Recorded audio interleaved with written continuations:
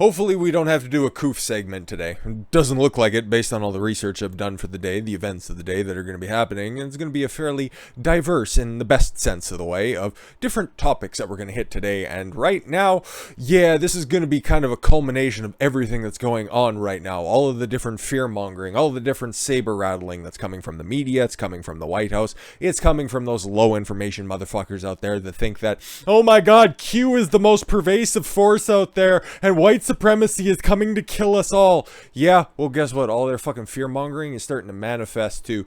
Well, you just take a look at what Adam Kinzinger, the fucking resident, I don't know, crybaby bitch who's out there on that retarded Capitol Hill. I don't even know what it is. It's not a bipartisan effort. It's not really a congressional committee. It's just mostly a circle jerk so they can continue to drag up Orange Man and try to blame him for everything, all of the failings of the current administration. Hey, Democrats, guess what? Why is everything failing right now? You guys are in charge of everything. You have the rights and you have the obligations. You have all of your fucking hands are right on those controls. You should be able to have this utopia that you want. But no, it's a guy who was, you know, this big overarching orange fucking Cheeto Hitler, right?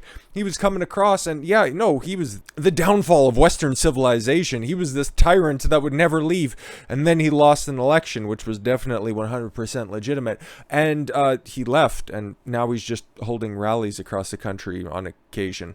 Yeah, that's how tyranny, that's how dictatorships get overthrown through a vote. I remember that. That's like point number one on how to get rid of an evil oligarch. Yeah, that's right up there at the top.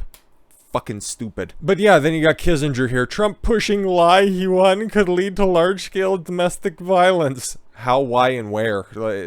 There's so many questions to be asked. I need to figure out his thought process on this because I don't normally consider the incoherent ramblings of somebody with 75 IQ who's just counting down the days until he gets primaried out and, I don't know, takes a contributor's job at CNN. Well, look at how bipartisan we are. We hired Adam Kinzinger as one of our Republican tattletales. Whatever. Representative yeah, need a much more concise name. Be willing to take some nicknames for Kinzinger. Said Friday on CNN's Anderson Cooper 360 that no, he would not suck Anderson's dick. That former President Donald Trump claims he won the 2020 election could lead to domestic violence larger than a January 6th Capitol riot. Oh, okay, so what, 6 broken windows? Oh, okay. Yeah, that'd be terrifying. I hate to see what his response to all the riots and violence that happened in and around his constituency, because he's from Illinois. I know he's from the outskirts of Chicago, but what happened there and what continues to happen there on a regular basis, what's your response to that? You still think that the Capitol breach is somehow more traumatic than everything that happens within the state that you're elected to represent? Okay, cool. Kinzinger said on January 5th, we never imagined that January 6th would, the level of dead would happen. Oh, nobody? Oh, I'm sorry, one, but you don't want to say her name. I will. Ashley Babbitt. She was actually shot and killed there. And there's been, no formal investigation on that. And they're still trying to get that name of that police officer, which you're not allowed to utter on YouTube. You can still go check it out on Rumble and Odyssey, and it's over there. But it was taken down for, I forget even YouTube's phraseology. It was something along the lines of, oh, you were saying something at the time, which was fine. But then we got our marching orders from the DNC, and now we have to start taking all this stuff down. Don't worry about it, guys. DNC, RNC, it really doesn't much matter. It's the uniparty at the top. The elites don't want you to know a bunch of stuff, so that's fine. It's just a shame for her family because they keep championing all these dead people that were apparently piled up and fucking burnt in effigy in front of the Capitol building. That definitely 100% happened. That's how it'll be written in the history books from decades from now, but as of right now, I'm at least old enough to remember somebody who overdosed, somebody who had a heart attack, a police officer who died a couple of days later, and then a few people who mysteriously committed suicide in the aftermath. Interesting. Those are all those dead that piled up on the day in January 6th. Interesting. Very interesting. Although a lot of us predicted violence up to that day, apparently not Nancy Pelosi, who dismissed the additional help from the National Guard that was supposed to be coming in because Trump called ahead. So, hey, whatever. That's the if you floor now. What? I don't get it. So when you look at online rhetoric and chatter that's happening, they're all calling you a bitch and you cry about it. Oh no, and you look to Oh, I'd look at maybe 100 people post insane comments like bring out the gallows. Yeah, you should also take into effect that where you're reading this stuff, most likely it's Twitter. All you're going to get is insane takes anyways, and it's 100 people. Even if only 2 out of those 100 are serious, you're obviously fucking insane, okay? 2 people out of the 100 insane people on Twitter. Okay. Again, these are the gnats that these motherfuckers are trying to build an entire campaign on. It's just so patently absurd. Oh, he droned on. I think what the biggest concern is, all this talk, people trying to sound tough on the internet. Oh, that's projection. But that ends up kind of feeding itself, particularly when people start brainwashing folks that the election was stolen. Or that it was the most secure election of all time, because that's what I've been told by every mainstream media outlet out there. And anytime that you question that narrative, the channel was struck, or your comments were removed, or they were flagged on whatever platform you were using. Nothing like being the most secure election of all time if you can't question it whatsoever. I guess you can push whatever you want, but no, it's the other side who wants to, just ask questions. And if they start to run one of these wild, outlaw, waste of taxpayer money audits that are out there, the ones that are, funded by the state GOP and then by donations themselves, and no taxpayer money actually goes towards the audits themselves. But yeah, no, it's definitely the other side that's doing all the brainwashing. Good for you. Oh, let's continue on. Oh, look at what all these patriotic people did in the 1700s. What? That's a... Wow. Ooh, pivot, my guy. This is the same thing. Oh, okay. The mask mandate is basically the equivalent of not allowing you to practice your religion, which is 1776 taxation without representation. Ultimately, that does grow into action. It's a real concern. This is what happens when you don't have prepared talking points and then you just continue to ramble on, and then all of a sudden something that starts out as being semi-coherent ends up just devolving into words. What the fuck are you talking about? What a moron. Cooper said the DHS intelligence chief is saying that increasing calls for violence are linked to conspiracy theories and false narratives. We'll get to that shortly. The fact that so many people in the Republican Party, I got to say, including the former president, are still pushing the big lie. Ooh, that's pretty fucking bold considering everything that's coming out of your party, Anderson, and these conspiracy theories. The fact that there is a former president of the United States still pushing this stuff, it does make it all more concerning. It gives it legitimacy to otherwise would not have. Are you sure about that? Because then they continue on to just say, no, it has legitimacy because there's other groups that have zero relevancy at this point, but we can continue to drag them up whenever we need to just push the big scary narrative that people out there are questioning things. Kinzinger said, yeah, absolutely it does. Can you get your hand off my knee? It's getting a little creepy. In the past, when, in the 90s, it was the UN black helicopters, or the government astroturfing and totally fucking up Waco. How about that? No, okay, we don't want to talk about that. You always have eras of conspiracies. Yep, just dismiss questions that people have as conspiracies. That's cool. But they were never given oxygen by people in authority, really. When you have somebody in authority that comes up and even if they don't directly say, obviously, oh yeah, okay, so he can also mind read, that's cool. Obviously, the former president constantly says the election was stolen. Obviously. But maybe if he doesn't directly, for instance, parrot, see what they're trying to do here, parrot that, what QAnon has been saying. Who's following QAnon at this point? Who's even thinking that's a legitimate thing at this point, okay? Because how many times can you say that, oh, the white hats and the black hats, they're working together and behind the scenes in the deep state and they're just knocking heads and eventually they'll just need some more help for the white hats. And, oh, no, the white hats, no, that was on Mike Pence. And then all of a sudden, oh, no, Mike Pence, it was just a big fucking soap opera that idiots fucking bought whole hog into. It sucks to suck, I guess. I was never one to champion it. I just said that, yeah, okay. I don't know a whole hell of a lot about it. All I know is that, yeah, they're not a big fan of pedophiles, and I think that's a pretty decent platform. But outside of that, the rest of that stuff, I don't need to care about that stuff because it's another one of those things that's just believe that something good is going to happen. Don't do anything about it, and just, yeah, believe that the QAnon has all the answers. It seems fucking stupid.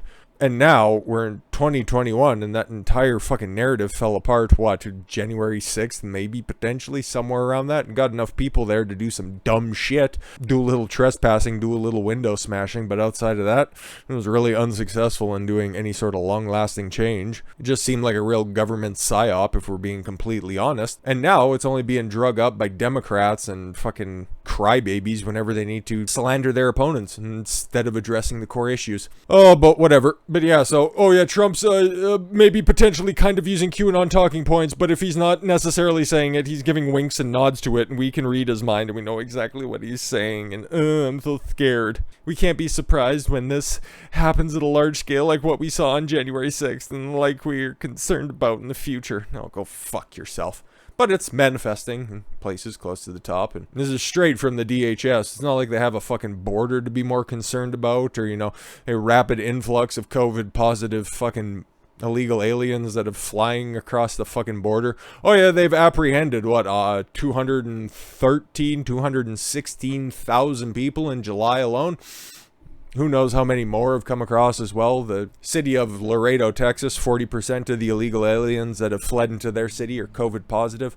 And it's just about impossible to really tabulate how many people are there. But a summary of terrorism threat to U.S. homeland. Yeah, there's a new ordinance that's out. That's effective all the way through, November 11th. The Veterans Day. It's called Remembrance Day up here in Canada, but I think it's Veterans Day. Veterans Day or President's Day? One of the two. Because there's the new terrorism threat that's out there. It's not, like any of the real terrorism that's out there, like Antifa, CNN, or MSNBC spewing their disinformation. No. It's much more strategic than that. The Secretary of Homeland Security has issued a new National Terrorism Advisory System bulletin regarding the current heightened threat environment across the United States. The Homeland continues to face a diverse and challenging threat environment leading up to and following the 20th anniversary of September 11th, 2021. It'll be the 20th anniversary, it'll be this year. Obviously, it happened in 2001. Another reason why that war is not going to end, but more on that tomorrow, obviously. That situation is evolving rapidly, and looks like that prognostication is going to become true. As well as religious holidays. Which ones are that? Are those the ones where they just got to pray towards the fucking Mecca 3 times a day? I don't really know. Don't really care. It's not a nationally recognized holiday in the United States or Canada yet. We assess could serve as a catalyst for attacks of targeted violence. Why? How? Care to be specific? You're issuing a fucking terrorism threat that is going to be lasting for a long old time with very strategic uses and very strategic wording as well, so you should probably be a little bit more specific. Okay, thanks. These threats include those posed by domestic terrorists. Okay. Individuals and groups engaged in grievance-based violence, and those inspired or motivated by foreign terrorists and other malign foreign influences. Those actors are increasingly exploiting online forums to influence the spread of violent extremist narratives and promote violent activities. Such threats are also exacerbated by impacts of the ongoing global pandemic, including grievances over public health safety measures and perceived government restrictions. Don't fight back, otherwise the DHS is coming for you.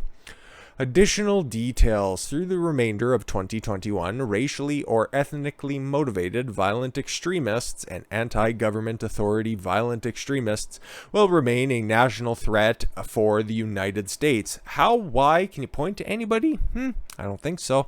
Those extremists may seek to exploit the emergence of COVID-19 variants by viewing the potential reestablishment of public health restrictions across the United States as a rationale to conduct attacks.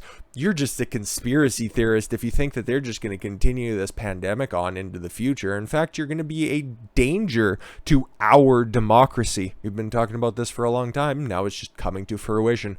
These are just the guardrails that are getting set up. This is no official legislation. This isn't an executive order or anything. It just comes from the organs that end up putting this stuff out there, and then it gets picked up by the people who can actually make this law. We've seen this happen for, months and months at this point, where somebody just theorizes it, and then a couple days later, it just becomes law. So eventually, questioning anything that has to do with a pandemic is going to be a guideline strike on every social media out there, and then all you're going to get is just the purview of the mainstream media. Pandemic-related stressors have continued to increase societal strains and tensions, yes, questioning the narrative, driving several plots by domestic violent extremists. Again, we don't really have a clear description on what that is. It's just an assembly of words, and they may contribute to more violence this year. Additionally, leading up to the adversary, I'm in that mode, I suppose, anniversary of the 9/11 attacks, Al-Qaeda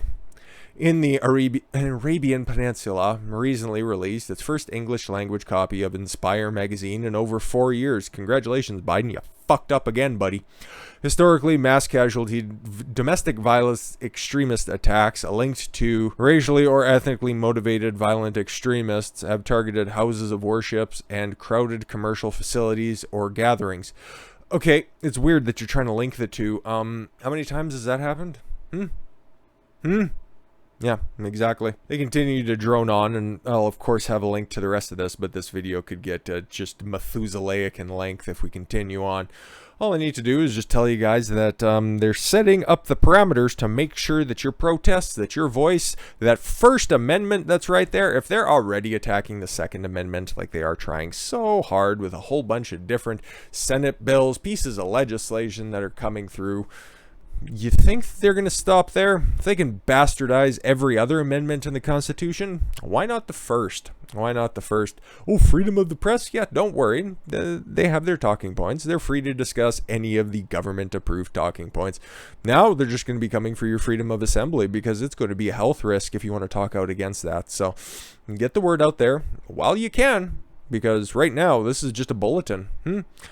Closer we get to the date, the hotter things get in Afghanistan, the more this stuff is going to get pushed, and it's going to get darker before it gets brighter once again. And this is never, ever, ever going to be a call for violence. It's just a call to make sure that you know what the fuck is going on around you, because the people who have the loudest megaphones right now are the ones who are perpetrating all of this crap, and the ones with the loudest and the most abundant amount of propaganda. With that said, I thank you all very much for the gift of your time. I've been Don Consuelo. I want you to follow your gut and get after it. Catch y'all later.